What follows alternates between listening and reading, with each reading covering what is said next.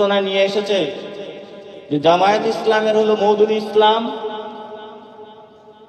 এবং ওনাদের একটা হলো মদিনার ইসলাম। একই সাথে বক্তব্য দিলেন সালাউদ্দিন সাহেব।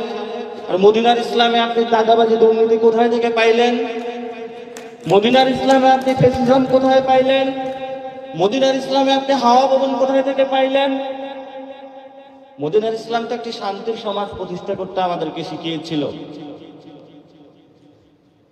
তো মদিনার যদি আপনারা বাংলাদেশে কায়েম করতে চান, তাহলে মদিনার সনদটা একটু ভালো করে পড়ে নেবেন। তাহলে জুলাই সনদের রেফারেন্সের কিছু না কিছু পাবেন সেখানে। কারণ জুলাই সনদে যে কথাগুলো বলা হচ্ছে, শান্তির যে নতুন একটি সাম্যের সোসাইটি প্রতিষ্ঠা করার কথা বলা হচ্ছে, সেগুলোই তো মদিনার সনদের ভাষ্যের কথা।